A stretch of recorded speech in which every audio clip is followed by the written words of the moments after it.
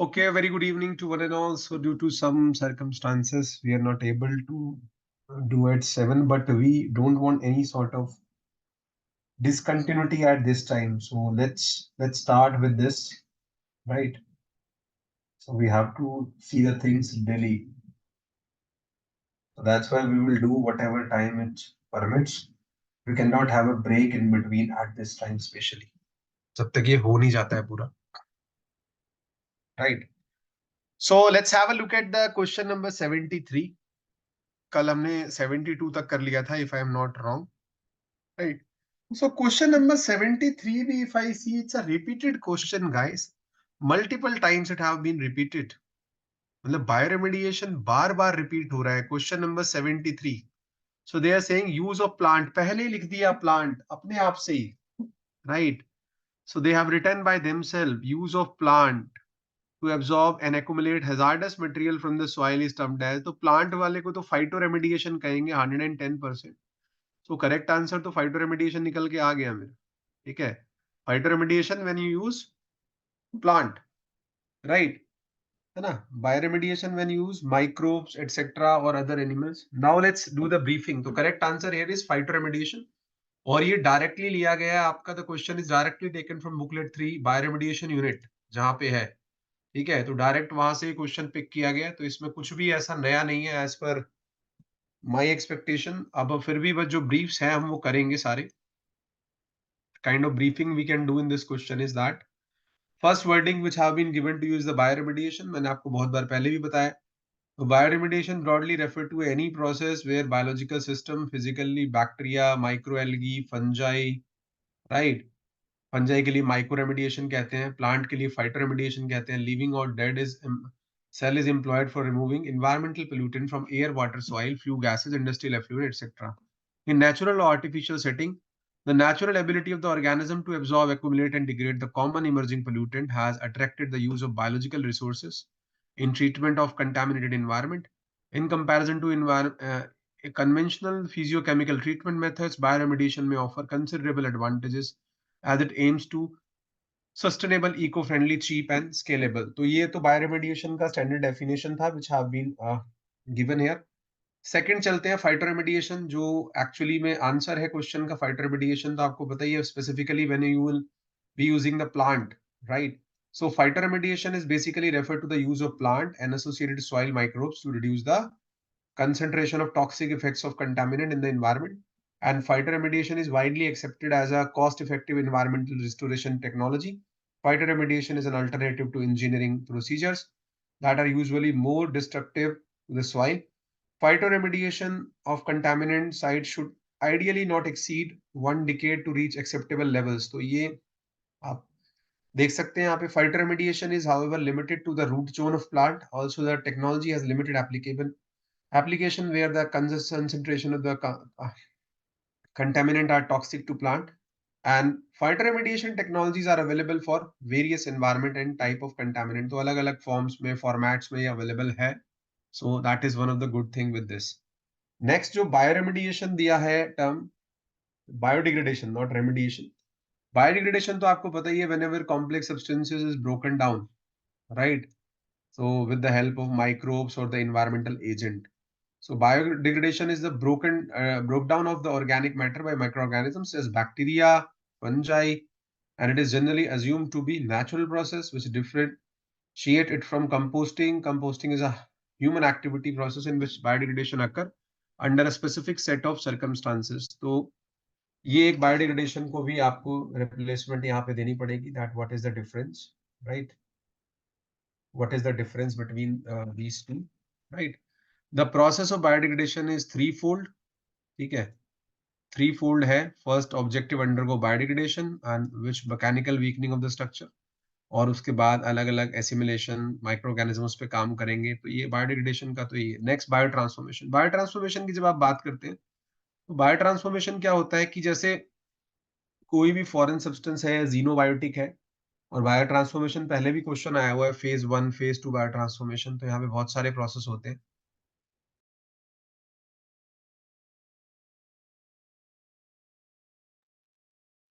Right. So when we talk about biotransformation is the process by which substances that enter the body are changed from hydrophobic to hydrophilic molecules to facilitate the elimination from the body. The process usually generate products with few or no toxicological effect.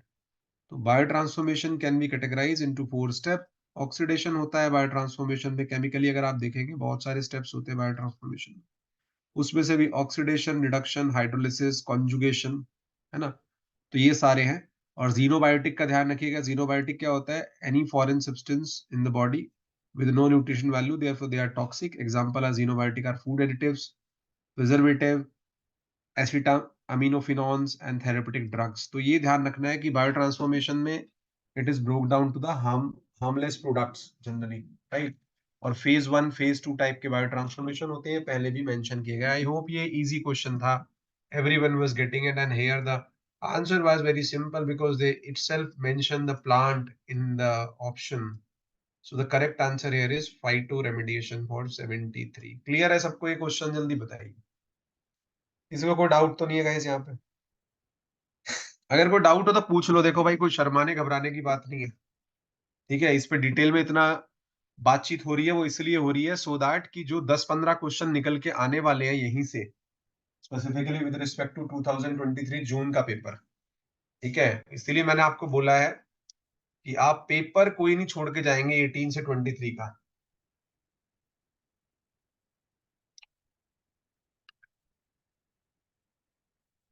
उनका solution जरूर पढ़ना है अच्छे से, और बाकी तो theory जो आपने पढ़ी है वो तो आपको काम आएगी। और ये जो टेस्ट हम दे रहे हैं इनके डिस्कशन भी हम अपलोड कर रहे हैं, जैसे T1 का मैंने किया है, तो इनको आप बस कर लीजिएगा फॉर द प्रैक्टिस। कभी कभी ये पुराने हैं वैसे थोड़े से, लेकिन इनमें से 2-4 क्वेश्चन मिल सकते हैं आपको, अच्छे क्वेश्चन है उसमें कुछ कुछ, ठीक है। तो उसको करके जरूर जाइएगा, प्रैक्टिस एक हो जाएगी आपको कि how to do the question, right. और कल हम T3 शेयर करेंगे, फिर T4 T5, तो 14 तक हम वाइंड अप कर देंगे, 14 से पहले ही। नेक्स्ट भाई ये क्वेश्चन भी फ्री ऑफ कॉस्ट क्वेश्चन है, और कोई इवोल्यूशन का भी बहुत बड़ा फैन था जो एग्जाम पैनल में बैठा, बहुत सारे question, evolution of earth, evolution of organism, geological time scale, right, ठीक है। तो बहुत सारे क्वेश्चन वहां पे ऐसे दिख रहे हैं जो इस तरह की चीजों से हैं, राइट। तो now let's try to have a look at this question number 74। क्या कहता है, ध्यान से देखिएगा। क्वेश्चन नंबर 74 क्या कहता है guys? Which of the following gas was not released through volcanoes? Right? कि कौन सी गैस जो ऐसी है जो वॉल्केनो से रिलीज नहीं होती थी? जब हम पढ़ते हैं तो हमें पता है जो वॉल्केनिक इरप्शन होता है, ये आपने नेचुरल हैजार्ड में भी पढ़ा होगा, तो सबसे पहली गैस जो है वाटर वेपर निकलता है, फिर आपकी CO2 निकलती है, SO2 निकलती है, ठीक है। और वैसे भी जब ये 4 बिलियन ईयर्स गो की बात कर रहा है, ठीक है, 4 बिलियन ईयर गो कहने का मतलब क्या है, बहुत बड़ा टाइम हो गया 4 बिलियन ईयर्स अगो, ठीक है। तब हमारा एवोल्यूशन ऑफ अर्थ, इस तरह की चीजों की बात होती है। तो जो अर्ली एटमॉस्फेयर था अर्थ में, वो रिड्यूसिंग टाइप का था, वो ऑक्सीडेटिव टाइप का नहीं था। वहां पे बेसिकली क्या थे जो रिड्यूसिंग एटमॉस्फेयर था, जो आप बात करते हैं हेल्डेन्स एक्सपेरिमेंट, हेल्डेन सूप, तो उसमें मीथेन, अमोनिया, हाइड्रोजन और वाटर वेपर, ये 5 चीजें, 4 चीजें उसमें बेसिकली थी, क्योंकि एटमॉस्फेयर उस समय कैसा था, रिड्यूसिंग टाइप का। तो ये तो वहां मिला, वहां पे आपकी हाइड्रोजन भी थी, नाइट्रोजन भी थी, CO2 भी कुछ कुछ बन गई उस समय थोड़ी बहुत, लेकिन कभी भी ऑक्सीजन की वहां बात नहीं हुई, क्योंकि एनवायरनमेंट वहां पे ऑक्सीडेटिव था ही नहीं, ठीक है। और स्पेशली इसमें वॉल्केनो की बात आ रही है, तो वॉल्केनो से तो कभी भी ऑक्सीजन निकलता ही नहीं है। बट ये अर्थ के उस समय के एटमॉस्फेयर की बात हो रही है 4 बिलियन ईयर्स अगो, तो यहाँ पे सबसे सुटेबल आंसर होगा ऑक्सीजन। तो oxygen was the correct answer है, विदाउट एनी डाउट।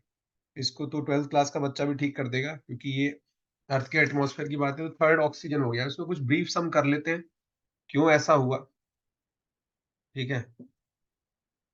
तो यहाँ पे देखिए मेंशन भी किया हुआ है कि अर्थ का एटमॉस्फेयर उस समय किस तरह का था। If you see the formation of the earth atmosphere, the early Earth was very different from our Earth today. The early Earth experienced frequent impacts from the asteroids and meteoroids, and had much more frequent volcanic eruption, and there was no life on the earth for the first billion years. शुरू में तो नहीं थी.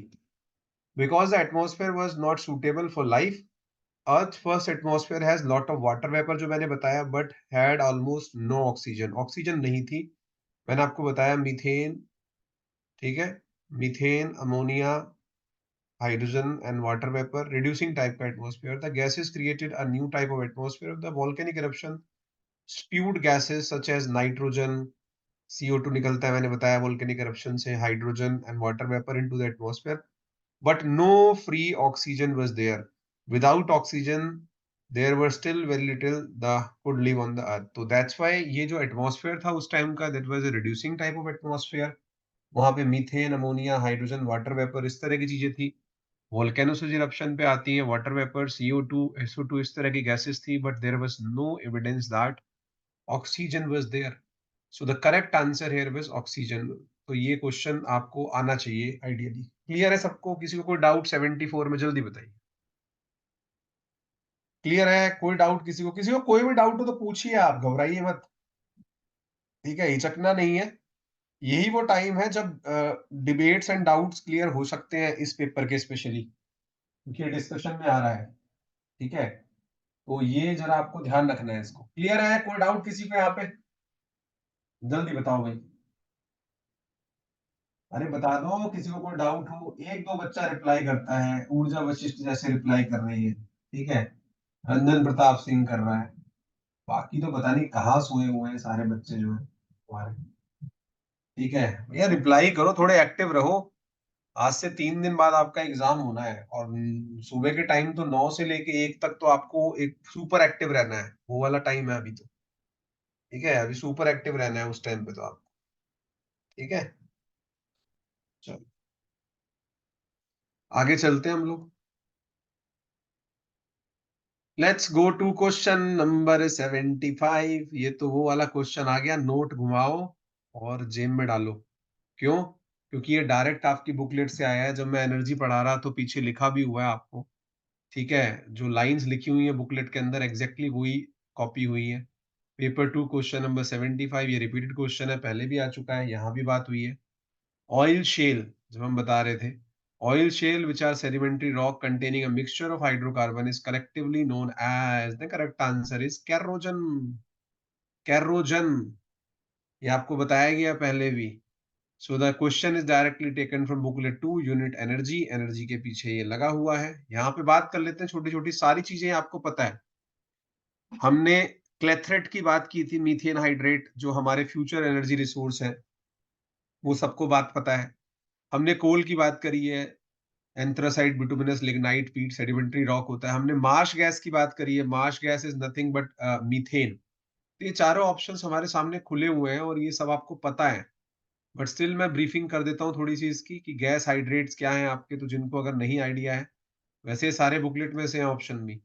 सो gas hydrate are the crystalline solid form of the water and gas. जो आपने clathrate की बात की थी, मीथेन हाइड्रेट जिसको हम कहते थे, फ्यूचर एनर्जी रिसोर्स जो है, ये एयर में आपने पढ़ा हुआ है क्लेथरेट, ठीक है. It looks at like much like ice, ठीक है, उसमें ट्रैप्ड होता है केज लाइक स्ट्रक्चर में, ठीक है, but it contains huge amount of methane. मैंने बताया भी था आपको वहां पे, है ना. It is known to occur in every continent and it exists in the huge quantities in marine sediments in a layer several hundred meters thick directly below the sea floor and associated with the permafrost, जो permanently frozen areas है in the Arctic. And it is not stable at normal sea level pressure and temperature, and which is the primary reason that it is a challenge to study. इसको challenge है बड़ा study करने. Gas hydrate क्यों important है? पहला, they may contain a major energy source and they may be a significant hazard because it alters the sea floor sediment stability, influencing collapse and the landsliding. The hydrate reservoir may have a strong influence on the environment and climate because अगर methane release हो गई तो methane तो 20 times या 21 times ज्यादा potent green house है gas है as compare to CO2. तो ये एक डिटेलिंग आपको पता होनी चाहिए. स्ट्रक्चर कुछ इस तरह का होता है, ये आपको पता भी है. इस तरह से हम स्ट्रक्चर बनाते हैं इसका. हम पहले एक बेंजीन, जस्ट अ मिनट. तो इस तरह से स्ट्रक्चर बनता है. आपको अगर याद आ रहा हो, मैंने बनाया हुआ है बुकलेट के अंदर, सेंटर पे मीथेन होती है और हर एक पॉइंट जो है बेंजीन रिंग में, उसमें वाटर मॉलिक्यूल होता है. क्लेथरेट कहते हैं इसको, मीथेन हाइड्रेट, है ना। और मैंने वहां पे लिखा भी हुआ था फार्मूला, बीच में CH4 है तो हमने लिखा भी हुआ था CH4.6H2O। This is a future energy sources, आपकी बुकलेट में एयर में मेंशन भी है ना। ये गैस हाइड्रेट की बात थी। फिर कैरोजन भी आपको पता है, ये भी आपने एनर्जी में पढ़ा, व्हाट यू मीन बाय कैरोजन। ज्यादा डिटेलिंग मैं नहीं करूंगा क्योंकि वहां पे ऑलरेडी प्रेजेंट है तो उस चीज का कोई सिग्निफिकेंस नहीं बनता है। Kerosene is a solid insoluble organic matter in sedimentary rock. It consists of a variety of organic material including dead plants, algae, and other microorganisms. And it has been compressed and here by geological process. Altogether, kerosene is estimated to contain 10 to power 16 tons of carbon. है ना, 10 to the power 16 tons of carbon. ठीक है। This makes it the most abundant source of organic compound on Earth and exceeding the total organic content of the living matter. ठीक है, 10,000 fold। तो ये बहुत सारी डिटेल्स हमने कैरोजन के बारे में यहाँ मेंशन की गई है। Third option was very simple, coal, different variety of coal you have, and marsh gas is नदर, चाइल्डहुड से आप पढ़ते आ रहे हैं 10th क्लास से। Marsh gas is nothing but methane. The chemical formula for marsh gas is methane and the chemical name of marsh gas is methane, and it is produced when vegetation decompose naturally within some geographic marshes, swamps and bogs। जो आपके wetland के types हैं जो पढ़ाए गए थे, तो इनमें जब एनारोबिक कंडीशन डेवलप होती है तो मीथेन बनता है। किसी को क्या कोई डाउट है क्वेश्चन नंबर 75 में? जल्दी बताइए, क्विकली गाइस, क्विकली। 75 में कोई डाउट है?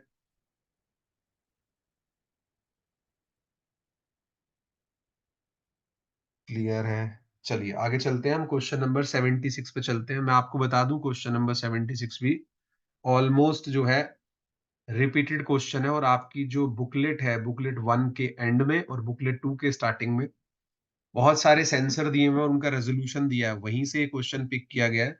और IRS P6 का आज से 4 या 5 साल पहले क्वेश्चन भी आया था। IRS P6 जो है, ठीक है, उसके बारे में डिटेलिंग आई थी। लैंडस्केप के बारे में आता ही रहता है।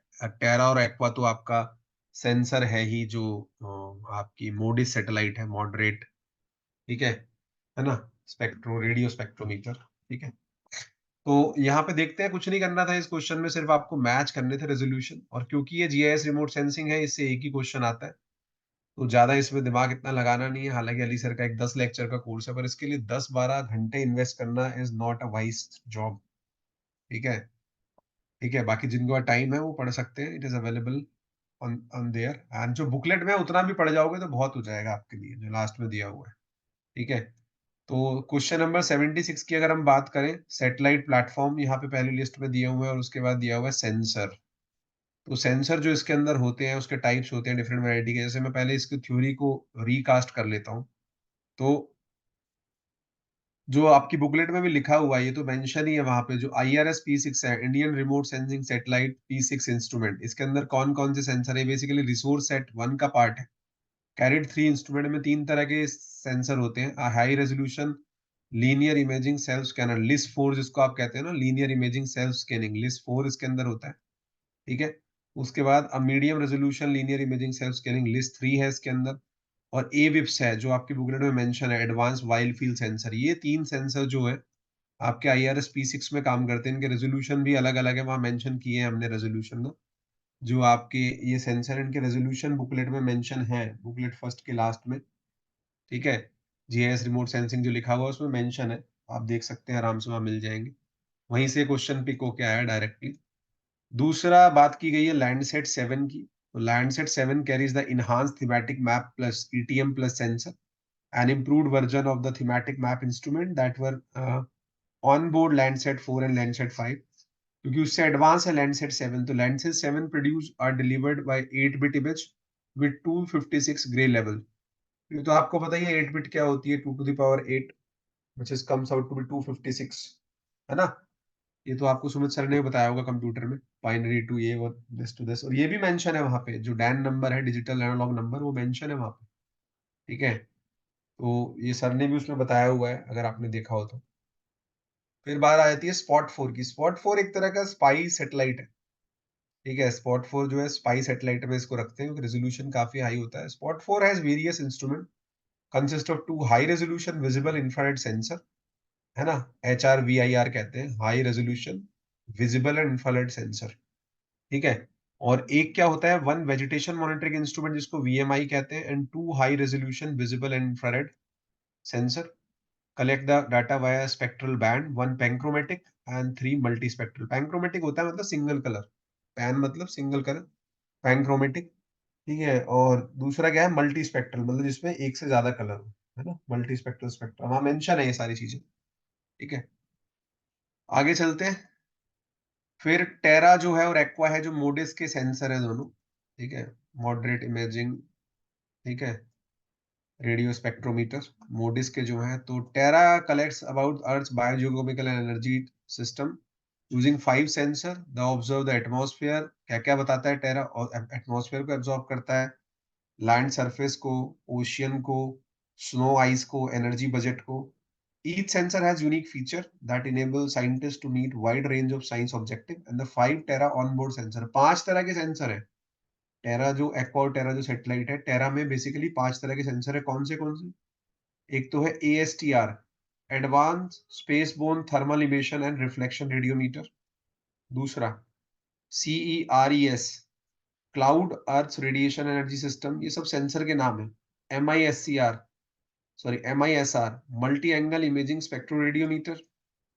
मोडिस जो मैंने बताया, ये सबसे ज्यादा कॉमनली यूज होने वाला है, क्योंकि जो आपके फायर काउंट्स, जो आपका क्रॉप रेजिड्यू बर्निंग होती है, कहते हैं ना सैटेलाइट से हम डिटेक्ट कर लेंगे फायर काउंट कितने हैं। और इसकी रेजोल्यूशन भी पूछी गई थी इस बार मोडिस की, 250 मीटर, 500 और 1 kilometer, maximum to maximum 1 kilometer तक ये ट्रेस कर सकता है। तो मोडिस का फुल फॉर्म क्या होता है, ये आपको पता होना चाहिए, मॉडरेट रेजोल्यूशन इमेजिंग स्पेक्ट्रोरेडियोमीटर। और एक लास्ट में MOPITT, है ना, measurement of pollution in the troposphere, ये भी एक सेंसर है इसके अंदर। So because of all 5 instruments are on the same satellite, making simultaneous observation, scientists are able to compare different aspects of Earth characteristics over time. तो देखिए आप कितना अच्छा सैटेलाइट है कि जो टेरा है उसके अंदर 5 तरह के सेंसर है, मतलब मल्टीफोल्ड डाटा आपके पास आ रहा है, ठीक है। और मोस्ट ऑफ द लोग जो एयर पोल्यूशन में रिसर्च करते हैं, उनके लिए ये जो मोडिस सैटेलाइट है बड़ा वरदान की तरह है। मैंने भी काफी डाटा जो है मोडिस का यूज किया when I was a PhD student. तो मोडिस में एक्वा और टेरा के जो फायर काउंट है, इनकी रेजोल्यूशन है, जो रेंज कवर करते हैं, लैंडफिल फायर्स को कवर करते हैं, क्रॉप रेजिड्यू बर्निंग को कवर करते हैं, तो काफी सारा एडवांस मटेरियल इसमें है और फ्रीली अवेलेबल है। आप रिक्वेस्ट डालिए, आपको उस रेजोल्यूशन का डाटा ऑब्टेन हो जाएगा, मतलब फ्रीली अवेलेबल है। अगर आप देखेंगे जो आपकी यूरोपियन जियो फिजिकल यूनियन की वेबसाइट है, उस पर अवेलेबल है, ठीक है। और ईसा का डाटा है यूरोपियन स्पेस एजेंसी का, ठीक है, वहां पे भी अवेलेबल है। तो उसके बाद फिर इस क्वेश्चन का कोई सिग्निफिकेंस ही नहीं बचा, मतलब जो आपको सेंसर सारे पता चल गए, फिर तो ये क्वेश्चन आपके लिए यूजलेस है। ऐसे पहले हम कहें IRS-P6 है, तो भैया RS-P6 में तो एडवांस वाइड फील्ड सेंसर होता है, AWIFS जिसको आप कहते हो। फिर हम कहें लैंडसेट 7 है, तो इसमें इनहांस थीमेटिक मैपर होता है, याद होना चाहिए आपको। सी में क्या होता है, स्पॉट 4 में fourth high resolution visible infrared, क्योंकि ये स्पाई सैटेलाइट है। और टेरा जो है उसमें first one, advance spaceborne thermal emissions and reflection radiometer. तो जब आप इन ऑप्शंस को देखेंगे और मैच करने की कोशिश करेंगे, तो आपको पता चलेगा भाई एक ही सूटेबल आंसर है, and which is option number 3। Clear है सबको? जल्दी बताइए। 76 क्लियर है? ये आपकी फर्स्ट बुकलेट के लास्ट में और सेकंड बुकलेट में जो जीआईएस रिमोट सेंसिंग दी हुई है, उसको जरूर पढ़ के जाना, क्योंकि उतने से ही एक क्वेश्चन आ जाता है, एक क्वेश्चन आता है, ठीक है। अली सर तो बहुत डिटेल में पढ़ाते हैं, ठीक है, पहले मैं ही इसको डील करता था, और सर ने जब से स्टार्ट किया, क्योंकि उनका research work GIS remote sensing पे, तो वो 12-12 14-14 घंटे इसमें, which is like to much to invest, ठीक है। एक क्वेश्चन के लिए हमें उतना इन्वेस्ट करना ठीक नहीं लगा, ठीक है। तो अगर उतना लिटरेचर आप पढ़ लेते हैं तो आपका काम बन जाएगा। और पुराने वाले में इसमें मेरा भी एक कोर्स पड़ा हुआ है जीआईएस रिमोट सेंसिंग का, ठीक है, उसको आप देख सकते हैं, वहां पे वो अवेलेबल है, ठीक है। तो उससे ज्यादा नहीं पढ़ना है, और बाकी अगर उनका कर लेते हैं तो फिर वो भी कवर हो जाएगा। उसमें भी ये मेंशन है जीआईएस रिमोट सेंसिंग में, जो उन्होंने करा रखा है उनका तो बहुत ही बढ़िया है, हाई क्वालिटी का है। तो जिसको लगता है, उसको थोड़ा सा इंटरेस्ट है, उसको देख सकता है, वरना एक question is not a big deal, इतना टाइम इन्वेस्टमेंट उस पर करना वर्थ नहीं है। आगे चलते हैं, क्वेश्चन नंबर 77 की बात करते हैं गाइस, क्योंकि रुकना मना है, एग्जाम की लहर है, ठीक है ना। तो एग्जाम की लहर में आपको बढ़ते चले जाना है, बस रुकना नहीं है कहीं पे, रुकना मना है इस टाइम पे, बिल्कुल नॉन स्टॉपेबल है मामला इस समय। नेक्स्ट क्वेश्चन जो आया है ये पहले बहुत बार रिपीट हो चुका है ना। लेकिन वही है कि जब आया है तो हमें इसको सॉल्व करना सीखना है। और क्योंकि ये पहले फार्मूला की फॉर्म में आया था, इस बार एक छोटे से न्यूमेरिकल की फॉर्म में आ गया। क्वेश्चन में देखिए, क्वेश्चन बहुत आसान है और ये सबने पढ़ा भी हुआ है। जब स्क्यूनेस आपको पढ़ाई जाती है तो लेफ्ट स्क्यूड, राइट स्क्यूड, ठीक है ना, पॉजिटिवली स्क्यूड, नेगेटिवली स्क्यूड आपको पढ़ाया जाता है। क्वेश्चन नंबर 77 क्या कहता है, ध्यान से पढ़ना। If for a data series the value of skewness is -1, मतलब स्क्यूनेस की वैल्यू -1 है, then which of the following relationship between median को कह दिया MD, ठीक है, थर्ड क्वार्टाइल को कह दिया Q3 होल्ड्स ट्रू। अब देखो, पहले मैं आपको ये बता देता हूँ इसमें होता क्या है। अगर आपको ना याद आ रहा हो तो मैं याद दिला देता हूँ। जो आपके फर्स्ट क्वार्टाइल होता है गाइस, वो आपके 25% ऑफ डाटा को कवरेज देता है। ये आपको याद होगा, मैडम ने पढ़ाया भी होगा। जो आपकी सेकंड क्वार्टाइल होती है वो 50% दो पार्ट में डिवाइड करती है, और इसको हम मीडियन भी कह देते हैं। अगर मैं कहीं गलत हूं तो मुझे करेक्ट कर देना, ठीक है, क्योंकि वो पहले तो मैं ही ये डील करता था स्टैट्स वाला, थोड़ा टाइम अवेलेबिलिटी की वजह से वी डिस्ट्रीब्यूट। फिर आपका थर्ड क्वार्टाइल होता है which basically accounts for 75% of data, और एक फोर्थ क्वार्टाइल होता है आपका जो 100% आपकी कवरेज हो जाती है, फिर जहां तक चार क्वार्टाइल में डिवाइडेड है, ठीक है, 25 25 25 25। तो यहाँ पे Q2 तो कुछ होगा नहीं, Q2 तो मीडियन ही है, तो उसका सिंबल हो गया MD। ये तो बात सब एग्री करेंगे, ठीक है। और यहाँ पे आपका एक कोफिशिएंट होता है जिसको हम बोलते हैं बोलीज कोफिशिएंट ऑफ स्क्यूनेस, राइट। तो बोलीज कोफिशिएंट ऑफ स्क्यूनेस का एक फिक्स फार्मूला है जो नीचे मैंने मेंशन किया गया है। अगर आपको याद आ रहा हो, ये मैडम ने लिखवाया भी होगा आप, ठीक है। अगर आप खोल के देखेंगे लिखा हुआ है दोनों में ही, तान्या मैम वाले में भी है और शायद मनीषा मैम के में भी है ना। तो the coefficient of skewness based on the quartile is known as Bowley's coefficient, इसको बोलते हैं, ऑफ स्क्यूनेस।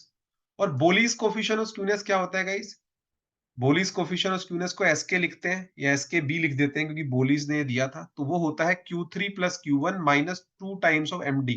अब कहीं कहीं पे MD की जगह Q2 लिखा होता तो आप गलत मत कर देना उसको। आप ये मत समझना कि MD क्या है, अरे MD मीडियन Q2 है। तो अगर मैं इस फार्मूले को ऐसे भी लिख दूं ना तो सही है। If I right Q3 plus Q1 minus 2 times of Q2, क्योंकि सेकंड क्वार्टाइल तो आपका मीडियन ही है, क्लियर है ना। तो सेकंड क्वार्टाइल तो मीडियन ही है, तो इसको ऐसे भी लिख देते हैं कुछ लोग। तो उसको गलत मत मानना भाई, मैंने तो आपकी इच्छा अनुसार लिखा है, क्योंकि आपका क्वेश्चन जैसे पूछा गया। तो अगर this is equivalent to this also, अगर कहीं फार्मूला ऐसे लिखा मिल जाए तो उसको गलत मत करना, क्योंकि अच्छा क्वेश्चन है, दोबारा भी आ सकता है। चलो, ये तो एक बात थी, फार्मूला हमारे सामने आ गया, ठीक है। और आपको एक बात कह दी गई कि भाई जो स्क्यूनेस का कोफिशिएंट है, बोलीज कोफिशिएंट, उसकी वैल्यू 1 है, मतलब SKB मेरा -1 है, ठीक है। बस, अब क्या था, अब इसको बच्चों वाला काम करना आपको 10th क्लास में। वेरिएबल की वैल्यू डालो और सॉल्व कर दो। करते हैं, देखो, वेरिएबल की वैल्यू डालो और सॉल्व कर दो, इसमें कुछ होना ही नहीं है। अब तो बेकार की बातें हैं। इसको फार्मूला याद था, उसका एक क्वेश्चन रुकना ही नहीं था, ठीक है। देखो, कुछ नहीं किया मैंने, SKB की वैल्यू -1 डाल दी, Q3 प्लस Q1 लिख दिया, -2MD लिख दिया, Q3 माइनस Q1 लिख दिया, और पूरे को इसको मैंने सॉल्व कर दिया। -1 को मल्टीप्लाई किया Q3 से, इधर मल्टीप्लाई करेंगे। अगर मैं इसको ऐसे देखूं, Q3 को मैंने मल्टीप्लाई किया तो -Q3 हो जाएगा, प्लस Q1 हो जाएगा, वो लेफ्ट पे चला गया, और राइट पे तो है ही Q3 plus Q1 minus 2MD। तो इसको जब मैंने सॉल्व किया, Q1 कैंसिल हो गया, और ये आ जाएगा 2MD minus 2Q3 is equal to 0, और MD minus Q3 is equal to 0। तो फिर क्या रह गया, फिर तो ऑप्शन नंबर 2 आपका आंसर ही नहीं बन गया। जब लास्ट में मेरे पास आ गया MD minus Q3 is equal to 0, आपसे पूछा कौन सा इसमें करेक्ट रिप्रेजेंट कर रहा है, तो मेरे पास लास्ट में सॉल्व करके आया MD minus Q3 is equal to 0, so second is the correct answer. Second is the correct answer. ये भी रिपीटेड क्वेश्चन था, ये लोग समझ नहीं पाए इसको कि फार्मूला पूछा है, तो second is the correct answer. किसी को कोई डाउट है इसमें? अरे बता दो भाई मित्रों, अभी समय है, ठीक है। मैं आपको 13 तारीख क्यों, 14 तारीख को सुबह 7 बजे तक हेल्प कर पाऊंगा, 8 बजे तक हेल्प कर पाऊंगा ऑन फोन। प्लीज रिपीट, इसमें रिपीट करने का कुछ है ही नहीं। मैंने आपसे कहा ये फार्मूला है, Q3 प्लस Q, जो बोलीज कोफिशिएंट होता है उसका ये फार्मूला होता है, ठीक है। बोलीज कोफिशिएंट का ये फार्मूला है, that Bowley's coefficient is equal to Q3 plus Q1 minus 2MD। Q3 third quartile, Q1 first quartile, MD को सेकंड क्वार्टाइल भी कहते हैं, मीडियन को, Q3 divided by Q3 minus Q1। ठीक है, ठीक है।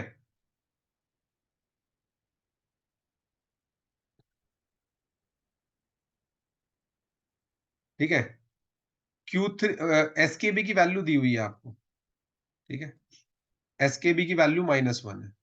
ठीक है, ये आपको दी हुई है ना? ठीक है ना?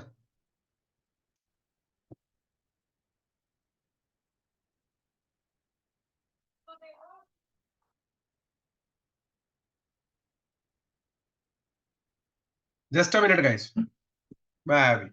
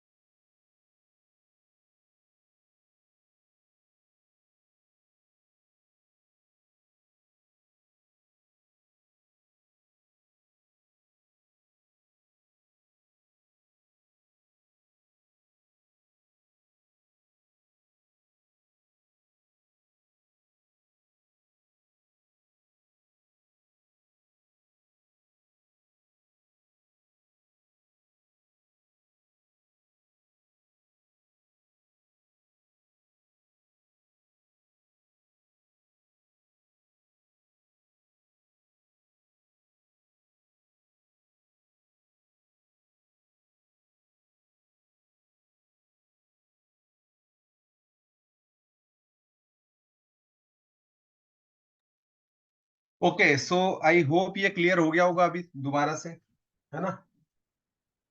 चलो, श्वेता अलावत को आ गया, कुछ नहीं, सॉल्व करना है बस, -1 रख के, और ये देखना है किससे मैच कर रहा है। तो लास्ट में है MD minus Q3 is equal to 0, और एक ऑप्शन से वो मैच कर रहा है, विच इज ऑप्शन नंबर 2। खत्म। आंसर आ गया MD minus Q3 is equal to 0। ठीक है जी, करेक्ट आंसर आपका हो गया 2। MD minus Q3 is equal to 0। बहुत आसान आसान क्वेश्चन है, कुछ नहीं है इनके अंदर, ये सिर्फ बस आपके मन का एक थोड़ा सा, जिसे कहते हैं ना, वहम है। अगला क्वेश्चन थोड़ी सी एक नई डिस्कवरी है, मतलब नई डिस्कवरी तो नहीं, कॉमन सेंस का क्वेश्चन में इसको ज्यादा कहूंगा। ठीक है, it's like a common question, जो कॉमन सेंस जिसे कहते हैं, कि कॉमन सेंस इस क्वेश्चन में काफी यूज हुई है। जो नेक्स्ट क्वेश्चन है आपका, ठीक है, इसमें कॉमन सेंस पे काफी इंफेसिस है। तो पहले हम जो वर्डिंग्स यहाँ आई है उनको देख लेते हैं। So the wordings which have been mention here is that, question number 78 की हम बात कर रहे हैं यहाँ पे, अगर मैं गलत नहीं हूं तो। क्वेश्चन नंबर 78 में जो वर्डिंग्स यूज हुई है वो हुई है, arrange the following progression of relation from disciplinary. एक वर्ड यूज हुआ है डिसिप्लिनरी। ठीक है ना? डिसिप्लिनरी रिडक्शनिज्म, मतलब एक पर्टिकुलर स्पेशलाइज चीज की बात कर रहा है, कि कौन सा डिसिप्लिन, आप फिजिक्स के हो, केमिस्ट्री के हो, बायोलॉजी के हो, इन्वायरमेंट के हो। तो डिसिप्लिनरी रिडक्शनिज्म, जब छोटा करते हैं एक सब्जेक्ट को आप। और दूसरा वर्ड लिखा है होलिज्म। होलिज्म जैसे कहते हैं ना, होल हार्टेड, ऐसे ही, या होलोमॉर्फिक। तो सब कुछ कवर होता है होलिज्म में। पहले तो इन दो वर्डों का डिफरेंस हम समझ लें, तो शायद मुझे लगता है आधा क्वेश्चन तो वहीं सॉल्व हो जाएगा। देखो, मैं आपको लेके चलता हूँ। और फिर इसमें वर्ड मेंशन हुए हैं, interdisciplinary, cross disciplinary, trans disciplinary, है ना, इनको। और हमें अरेंज कैसे करना है, कि पहले हमें डिसिप्लिनरी से चलना है, सिंगल सब्जेक्ट से चलना है, और होलनेस की तरफ जाना है, मतलब कंप्लीट। देखते हैं उसको, सारे मैंने यहाँ मेंशन किए हुए हैं, बट बहुत ब्रीफ में। ठीक है, तो अब पहले तो हम की डिफरेंस देख लेते हैं, कि होलिज्म और जो आपका डिसिप्लिनरी रिडक्शनिज्म है, उनमें क्या डिफरेंस है। So the key difference between the holism and the reductionism include their approach to studying human behavior. ये human behavior की study से related है। ठीक है ना? तो वहां की बात हुई है, and the mind। ठीक है, तो पहली बात तो जब इसमें होलिज्म की बात होती है, फर्स्ट बात, जब यहाँ पे आप होलिज्म की बात करते हो, तो होलिज्म में आप कहोगे, होलिज्म एम्फेसाइज, इसको दूसरे कलर से लेते हैं सो दैट ये आपको थोड़ा सा क्लियर रहे। होलिज्म किस पे फोर्स लगाता है? Holism emphasize the interconnectedness and interdependency of different aspects of behavior। मतलब कि वो जोड़ के देखता है सारी चीजों को, तोड़ के नहीं देखता। होलिज्म मतलब जैसे आप कहते हो ना कि होलिस्टिक डेवलपमेंट, होलिस्टिक डेवलपमेंट मतलब कि सर्वांगीण विकास, ठीक है, हर चीज डेवलप हो इसकी, फिजिकल, मेंटल, एवरीथिंग। तो holism emphasize the interconnectedness and interdependence of different aspect behavior. लेकिन वहीं अगर दूसरी तरफ आप रिडक्शनिज्म की बात करोगे और डिसिप्लिन की बात करोगे, तो whereas reductionism break down the behavior into simpler component, मतलब एक पार्ट एक बार कि ये मेंटली कैसा है, ये फिजिकली कैसा है, इंटेलेक्चुअली कैसा है, ठीक है, सोशली कैसा है, ठीक है ना।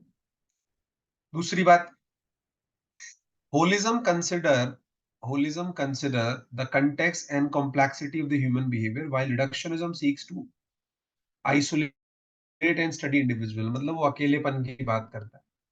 Holism recognize the importance of considering various factors, while reductionism focus on isolating and studying the specific elements। अब तक आपको ये क्लियर हो चुका होगा कि होलिज्म मतलब सारे फैक्टर्स को जोड़ के देखोगे, और रिडक्शनिज्म मतलब वन एट ए टाइम, कि कोई बच्चा पेपर वन में कैसा है, कोई सब्जेक्ट में कैसा है, सब्जेक्ट में भी उसकी पर्टिकुलर यूनिट कैसी है, दैट इज कॉल्ड रिडक्शनिज्म। अगर आप पूरे पेपर की ओवरऑल काउंटिंग करोगे, दैट इज कॉल्ड होलिज्म। अब हम इन वर्ड्स का मीनिंग देखते हैं कि इंटरडिसिप्लिनरी क्या होता है। जैसे आप कहते हो ना कि इन्वायरमेंटल साइंस एक इंटरडिसिप्लिनरी सब्जेक्ट है, तो हर चीज अप्लाई होती है इसके अंदर, फिजिक्स भी, मैथ भी, कंप्यूटर साइंस भी, बायो भी, एवरीथिंग इज देयर, ठीक है।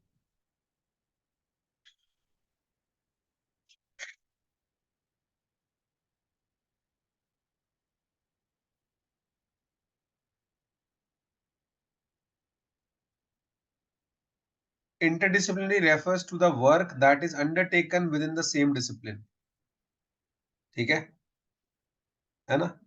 इंट्रा लिखा हुआ है, इंट्रा, ठीक है, ठीक है, इंट्रा, इंट्रा डिसिप्लिनरी मतलब with in the same, inter नहीं है, इंटर होता तो बिटवीन द टू डिसिप्लिन होता, तो within the same.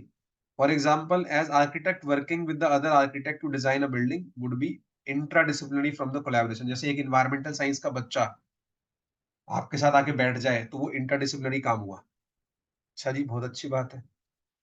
Cross disciplinary क्या होगा? Refers to viewing the one discipline from the perspective of another.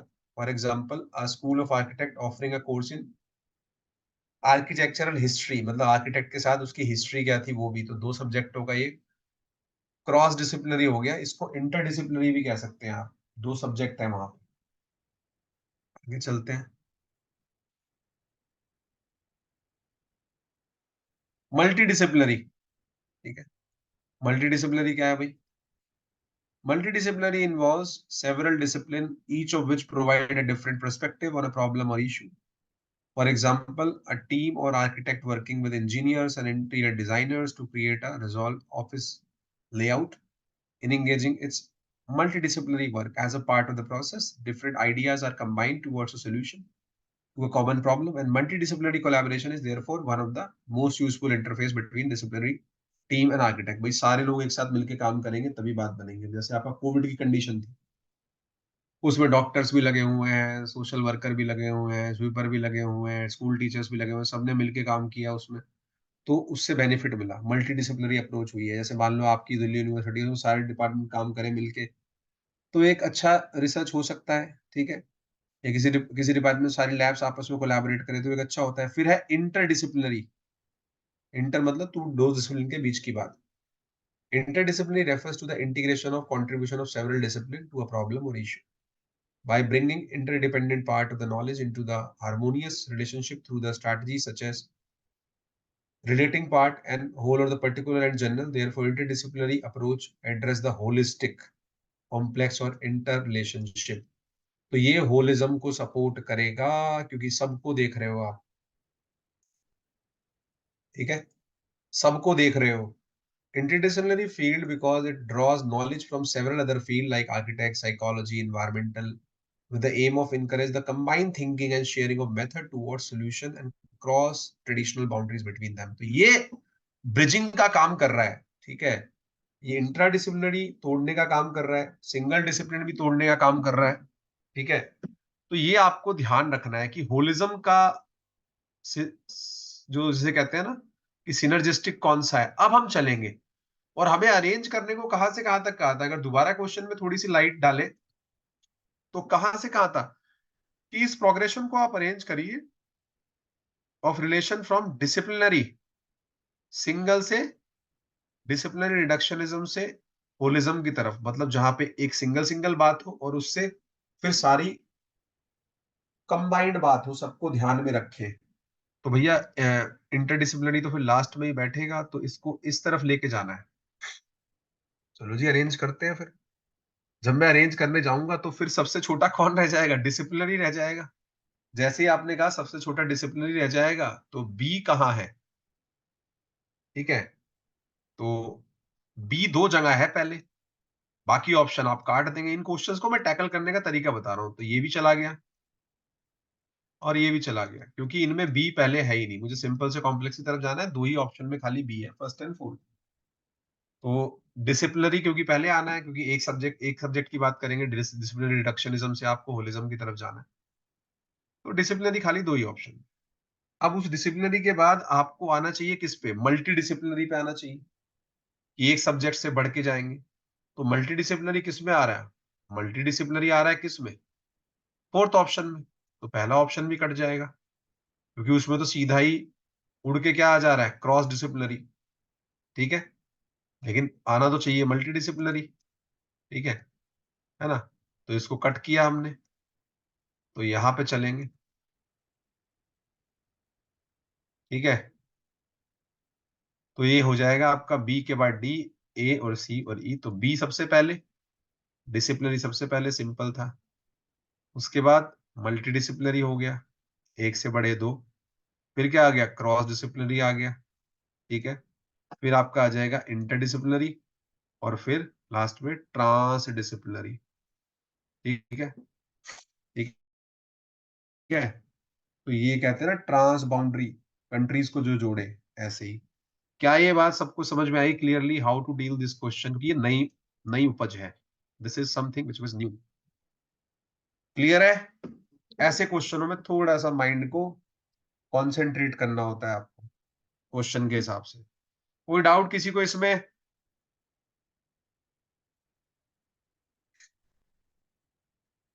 Clear? Anyone having any doubt? यहाँ पे आपका करेक्ट ऑप्शन इज फोर्थ।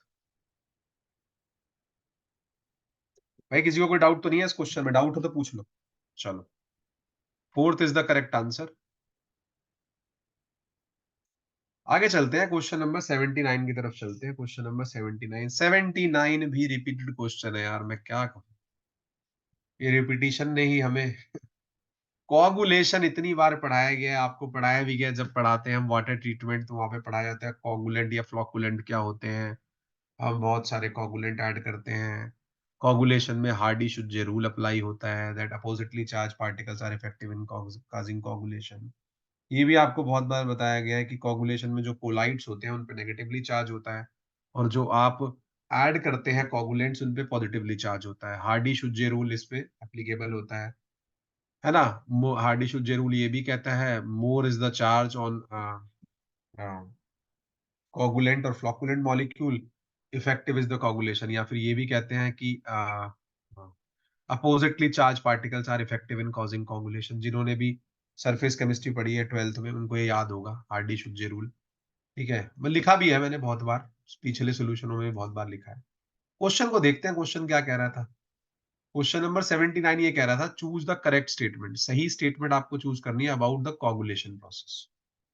ठीक है, कोगुलेशन प्रोसेस के बारे में आपको सही स्टेटमेंट चूज करनी है। ठीक है, तो पहली स्टेटमेंट हम पढ़ते हैं और देखते चलते हैं कौन कौन सही है कौन कौन गलत है। पहली स्टेटमेंट हमने पढ़ी, कहता है coagulation make smaller colloid to adhere to each other to form a large floc particle. बिल्कुल सही बात है, छोटे छोटे जुड़ते हैं और बड़ा फ्लॉक बनता है। तो ये तो सही है भाई, इसमें तो कोई दिक्कत नहीं है। Coagulation make smaller colloid, right, and to adhere to each other and form large floc particles. ठीक है,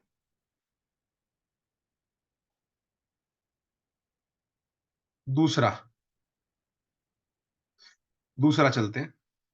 कहते हैं colloids are continuously involve in Brownian motion. जब आपको पढ़ाया जाता है ब्राउनियन मोशन और टिंडल इफेक्ट, तो वहां पे आपको पढ़ाया जाता है, रॉबर्ट ब्राउन ने ब्राउनियन मोशन की डिस्कवरी की थी। जो चार्ज पार्टिकल होते हैं वो कंटिन्यूअसली मूव करते रहते हैं, तो बिल्कुल ठीक बात है, ये ब्राउनियन मोशन शो करते हैं, जो कोलाइडल पार्टिकल्स होते हैं फ्लोट करते रहते हैं लिक्विड मीडिया के अंदर, जब तक ये सेटल नहीं होते। जब ये सेटल हो जाएंगे तब ये नीचे बैठ जाएंगे। ठीक है।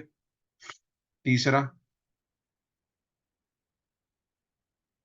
तीसरे में कहते हैं colloid are stable because of their surface charge. बिल्कुल सही बात है, जब उनकी सरफेस पे जो नेगेटिव चार्ज होता है, जब वो न्यूट्रलाइज हो जाता है, तब वो स्टेबल हो जाते हैं। जब तक वो न्यूट्रलाइज नहीं होता वो स्टेबल नहीं होते। तो कोलाइड की जो सरफेस पे चार्ज है, उनकी वजह से वो स्टेबल होते हैं, है ना। Number 4, coagulants are preferably trivalent cation. मैंने तो ये बताया ही, हार्डी-शुजर रूल कहता है more the charge more is the coagulating power. ऐसे मान लीजिए अगर आपके पास Na प्लस है, आपके पास Mg2 प्लस है ना, और आपके पास Al3 प्लस है, तो सबसे अच्छा कोगुलेंट कौन होगा इसमें? Al3 प्लस होगा। ठीक है ना। तो कोगुलेंट आप प्रेफरेबली ट्राइवेलेंट केटाइन, कोशिश की जाती है ज्यादा से ज्यादा चार्ज हो, तो Al3 plus is the perfect cation इसके अंदर एज अ कोगुलेंट। ये भी हमने वहां बताया हुआ है कि AlCl3 यूज करते हैं, है ना। अगर ये नहीं होता तो हम Mg2 प्लस पे फोकस करते हैं, कोई भी। अब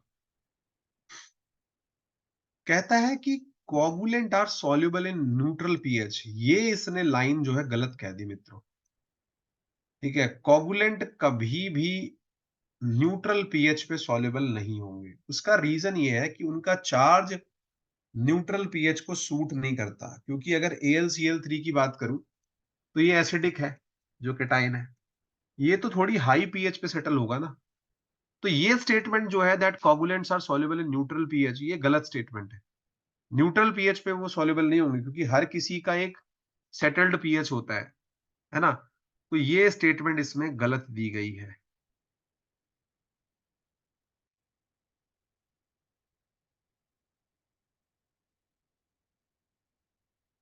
ये गलत है। तो A B C D जो है करेक्ट है। तो करेक्ट आंसर आपका हो जाएगा थर्ड गाइस इसके अंदर।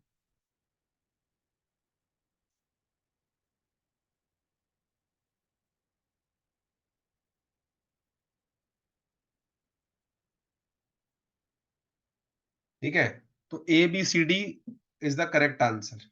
क्लियर है सबको?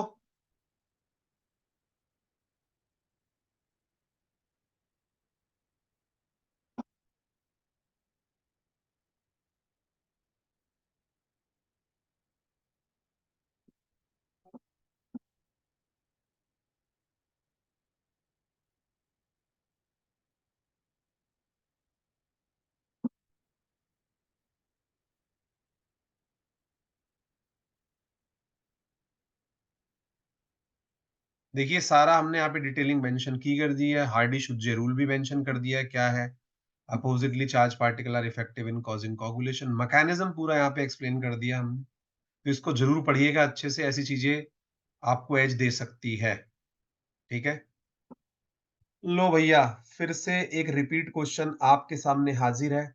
आपकी बुकलेट में जहां पे लैंडफिल मेंशन है, बुकलेट नंबर 3 में, वहीं से डायरेक्टली पिक हुआ है क्वेश्चन, और कहीं से नहीं आया।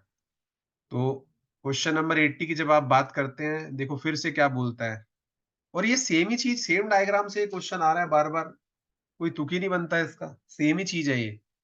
विच of the following is dominately release during third stage, जो एनारोबिक स्टेज होती है लैंडफिल में, decomposition of municipal solid waste. तो ये देखो, मैं डायग्राम की हेल्प से आपको एक्सप्लेन कर दूंगा, पढ़ते तो आप अपने आप ही रहोगे, क्योंकि ये डायग्राम बहुत इंपॉर्टेंट है, देखो ध्यान से, है ना। तो जो पहला फेज होता है वो एरोबिक फेज होता है। ठीक है, ये सबको बात पता है।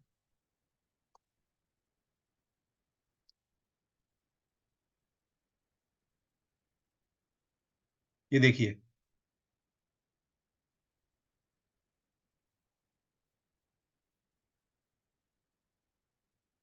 तो ये फेज 1 है, जिसको आप बोलते हैं एरोबिक। ठीक है,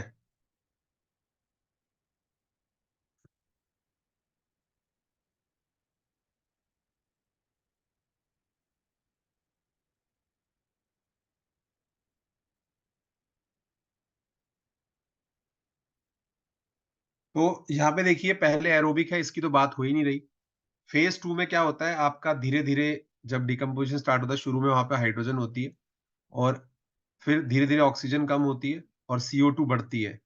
लेकिन थर्ड फेज की अगर मैं बात करूं, थर्ड फेज जो है उसमें methane is the dominating gas. आप यहाँ पे देखेंगे मीथेन जो है थर्ड फेज से बढ़ना स्टार्ट होती है, ये वहां मेंशन भी किया गया है और हमने देखो यहाँ पे लिखा भी हुआ है और ये आपको पढ़ाया भी गया है उस टाइम पे जब लैंडफिल पढ़ाया गया होगा। देखो जरा ध्यान से क्या क्या होता है। पहले फेज में क्या होता है वहां पे मेंशन किया है हमने कौन कौन से फेजेस हैं। तो during the first phase decomposition, aerobic bacteria that live only in the presence of oxygen consume oxygen while breaking down the lower molecule complex carbohydrate, protein, lipid and organic waste। ये तो first phase का है ना। तो उसके बाद phase 2 में क्या हुआ, decomposition start after oxygen in the landfill has been used up using an anaerobic process। ठीक है ना। यहाँ पे anaerobic process स्टार्ट होता है, हमने आपको बताया था कि एसिटिक एसिड, एसिटोजेंस, फॉर्मिक एसिड ये सब प्रोड्यूस होते हैं। लेकिन थर्ड फेज बड़ा इंपॉर्टेंट है, वहां पे कंप्लीटली एनारोबिक सिस्टम सेटअप हो जाता है और वहां पे मीथेन पिकअप करना स्टार्ट करती है। Phase 3 composition starts when the certain kinds of anaerobic bacteria consume an organic acid produce. Phase 3 this process use the landfill to become a more neutral environment with the methane producing bacteria begin. तो methane and acid producing bacteria have a symbiotic association यहाँ पे phase 3 में। तो यहीं से question ये खत्म हो गया, मल्टीपल टाइम्स ये आ चुका है आपकी बुकलेट 3 में, ये इंफॉर्मेशन भी है कि क्या है। तो इसमें पहले ही सिंपल ही पूछा है, विच of the following is release during the third stage of decomposition in municipal landfill. Dominantly सबसे ज्यादा कौन होता है, तो डोमिनेंट में तो भैया थर्ड फेज में जो है मीथेन डोमिनेट करना स्टार्ट कर देती है। उससे पहले तक CO2 ज्यादा होती है लेकिन थर्ड फेज के बाद मीथेन का कोई मुकाबला नहीं है। और मीथेन देखो मैंने मेंशन भी किया, the question is directly taken from the booklet 3 topic landfill. तो आप देखोगे आपको दिखेगा यहाँ सर ने बोला था वहां पे है और एक्चुअली में वहां पे है। तो methane is the correct answer. ये क्लियर है क्वेश्चन नंबर 80 सबको? जल्दी बताइए, जल्दी जल्दी बताओ भाई। चलो अगर क्लियर है तो हम यहाँ रुक रहे हैं क्योंकि सुमित सर की क्लास है 9:30 और कल आखिरी दिन होगा इसके डिस्कशन का। तो कल हमारा शायद 1 घंटे में ये खत्म हो जाए क्योंकि सिर्फ हमें 10 क्वेश्चन करने हैं, पैसेज तो बहुत जल्दी हो जाता है।